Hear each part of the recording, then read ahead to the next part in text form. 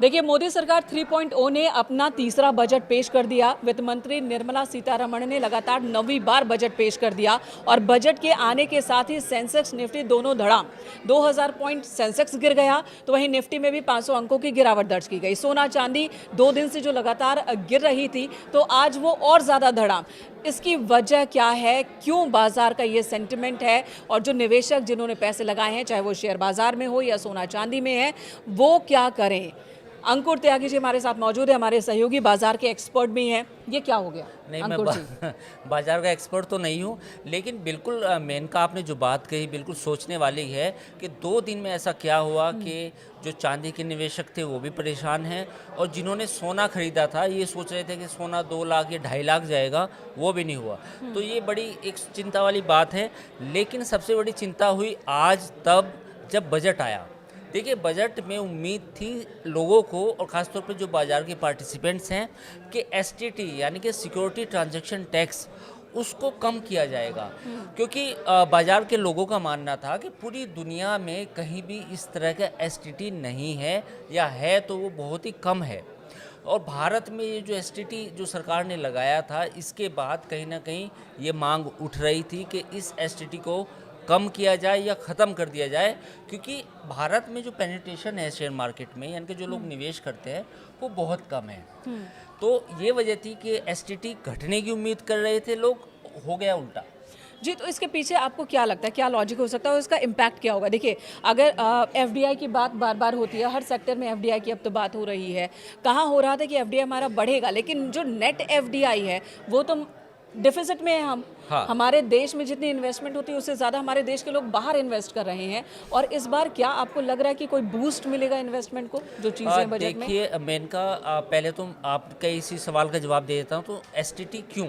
दरअसल भारत में सरकार को जहाँ लगता है कि जहाँ लोगों का पैसा बन रहा है, तो सरकार की नज़र होती है कि हमें वहाँ से टैक्स लेना है, वहाँ से निचोड़ना है। निचोड़ना है। तो देखा होगा आपने कि कोविड के बाद अचानक से जो शेयर बाज़ार में जो काम करने वाले लोग हैं उनकी संख्या बढ़ी।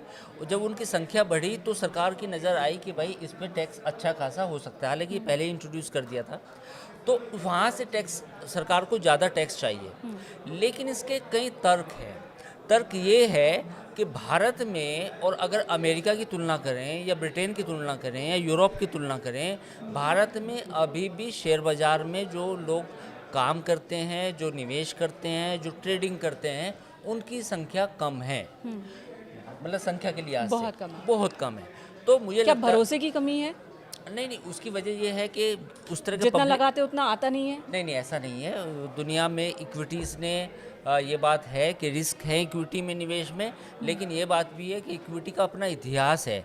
अमेरिका के अगर शेयर बाज़ार की बात करें तो वो कहाँ से शुरू हुआ, पूरा उसका मतलब एक इतिहास है, और कि लोगों ने पैसे भी बनाए हैं, और ये एक सही तरीका भी है। कोई जुआ नहीं है अगर आप नॉर्मल निवेश करते हैं। लेकिन सब अब देखना होगा बजट के बाद, यानी कि जो बजट के डॉक्यूमेंट्स आएंगे हम उनका अध्ययन करेंगे कि क्या म्यूचुअल फंड या जो नॉर्मल टैक्स है वो एसटीटी भी बढ़ा है या सिर्फ ऑप्शन पर ही बढ़ा है। अगर ये ऑप्शन पे बढ़ा है तो इसका मतलब ये है कि सरकार डिस्करेज करना चाहती है सट्टेबाजी को। लेकिन अगर ये आम निवेश पर भी बढ़ा है तो ये चिंता वाली बात है। मेरा सवाल यहाँ है आम पब्लिक के लिए, जो इस वक्त हमें देख रहे हैं, सुन रहे हैं, जिन्होंने बाजार में पैसे लगा रखे हैं या जो लगाना चाहते हैं, जो ट्रेडर्स हैं, कि वो क्या करें? वो अभी पैसे को होल्ड करके रखें, या पैसे को शेयर बाजार में लगाने का ये सही वक्त है, या फिर वो सोना चांदी में ही अभी और उम्मीद करें लगाने का? देखिए, मेन का एक एडवाइस तो नहीं दी जा सकती, लेकिन हाँ आउटलुक पे बात की जा सकती है। देखिए, सोना चांदी में जिस तरह की तेज़ी आई, वो कहीं ना कहीं फोमो था, कहीं खत्म ना, हो गया। हाँ वो ख़त्म हो चुका है, वो यूफोरिया ख़त्म हो चुका है। और सोने को लेकर भी यूफोरिया लगभग अब ढलान पर है। इसमें 2 चीज़ें हैं। देखिए, हमेशा जो टेक्स्ट बुक स्टाइल है जिसमें कहा जाता है कि आप कैसे कैसे निवेश करें, उसमें एक अक्सर ये बात की जाती है कि सोना चांदी आपके पोर्टफोलियो का हिस्सा हो, लेकिन अगर आप 50% से ज़्यादा, 60% से ज़्यादा सोना चांदी ही खरीद के रखना चाहते हैं अपने पोर्टफोलियो में, तो वो एक सही स्ट्रेटजी नहीं है। ओके। तो ये होना था। बाज़ार में लोगों ने स्पेकुलेशन की, इतनी मतलब ये कहें कि स्पेकुलेशन थी कि चांदी में अचानक इतनी तेज़ी आ रही थी, फिर लोग कॉपर, निकिल सबको खरीदने लगे। जी। उनको लगा कि कॉपर निकल भी नया गोल्ड है। तो ये जो चीज़ें थी ये कहीं ना कहीं बुलबुला था, फूटना था, वो फूट गया। अब हम बात कर लेते हैं शेयर बाज़ार की। तो शेयर बाज़ार में भी आपने देखा कि बजट में जो अनाउंसमेंट एक्सपेक्टेड था वो नहीं हुआ। तो आज के टाइम में जो असेट क्लास हैं, तीनों असेट क्लास, चांदी, सोना और शेयर बाज़ार, वहाँ पर एक अच्छी खासी सेलिंग आई है।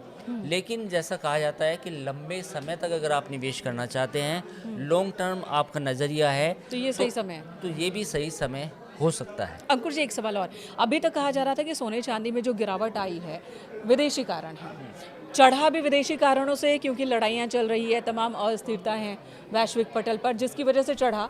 और जो सोने चांदी के दाम में कमी आई है तो वो भी अमेरिकी वजहों से।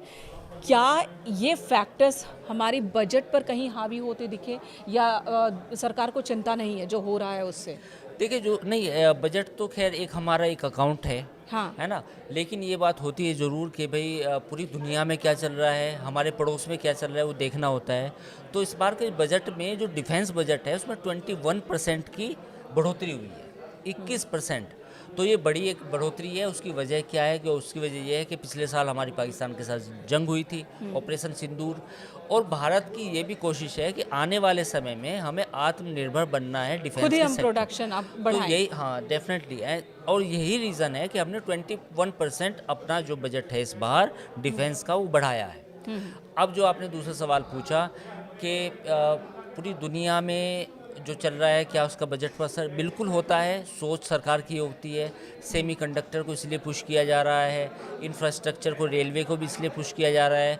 तो वो होता है कि आने वाले भविष्य में भारत की पोजीशनिंग क्या होगी, उस हिसाब से खर्चा बनाया जाता है। ठीक है, सोने चांदी की बात से हमने शुरू की थी, तो हाँ। वहीं पर फिर आती हूँ। देखिए, निवेशकों के लिए उथल पुथल वाले दिन हो सकते हैं, लेकिन जो लोग सोना चांदी खरीदना चाहते हैं, जिनके घरों में शादी है, या जो नहीं खरीद पाए थे चढ़ते दाम की वजह से, क्या उनके लिए खरीदने का ये सही समय है, बिल्कुल, थोड़ा सा मतलब या और गिर सकता है? अभी और गिर सकता है। और ये एक रियलिस्टिक प्राइस आएगा। अब वो तेज़ी नहीं आएगी जो पहले थी, वो कहीं ना कहीं बुलबुला फूटा है।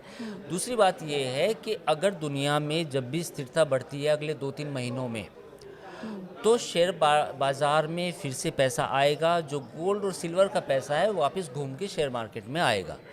तो अपॉर्चुनिटी जो आपको लगता था कि 3 लाख 4 लाख होगा, ऐसा कुछ होने वाला अब नहीं है, वो बुलबुला फूट चुका है। तो ये अभी स्थिति है। बहुत बहुत धन्यवाद आपका Thank you. तमाम जानकारी देने के लिए। तो बजट पेश हो चुका है, बजट में क्या महंगा क्या सस्ता, बाजार इसे किस तरह से ले रहा है, हमने फिलहाल तो इसी पर बात की है कि बाजार ने शुरुआती सेंटिमेंट्स अच्छे नहीं दिखाए हैं, लेकिन संभलता है, कहाँ जाकर संभलता है, इस पर निगाह बनी रहेगी। धन्यवाद आप सभी का।